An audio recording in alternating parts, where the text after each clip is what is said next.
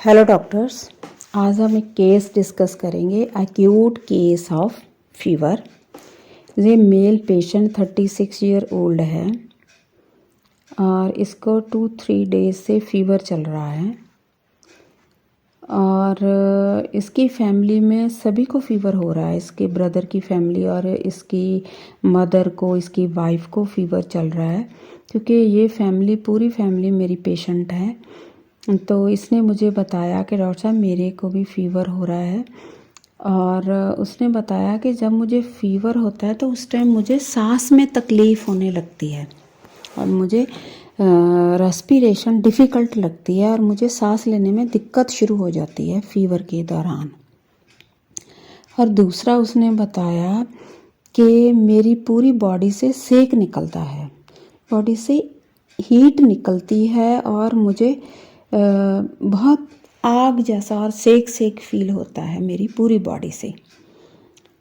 और तीसरा उसने बताया कि मुझे ना मेरे बेटे की टेंशन हो रही है, वो ही बचा है फीवर से और उसको काम करना पड़ता है क्योंकि मेरी वाइफ और मेरी मदर अभी पूरी तरह से ठीक नहीं है और उसको काम करना पड़ता है। मुझे उसकी टेंशन है, कहीं वो भी बीमार ना पड़ जाए, उसको सर्दी ना लग जाए। तो आज मैंने फ़ीवर में भी टैबलेट खा के उसकी काम में हेल्प की कि वो ज़्यादा काम की वजह से ना बीमार पड़ जाए, मुझे उसकी टेंशन हो रही है। तो मैंने इस पेशेंट को मेडिसिन दी।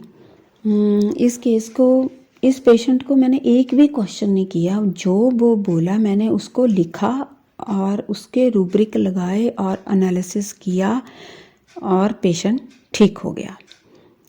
हमने देखना है कि एक्यूट फेज़ के दौरान उस पेशेंट में क्या क्या चेंजेस आई। जैसे फर्स्ट क्या बोला वो, रेस्पिरेशन डिफ़िकल्ट, फीवर ड्यूरिंग। और जब मुझे फीवर होता है तब मुझे सांस घुट घुट के आती है और थोड़ी मुश्किल से आती है मुझे सांस।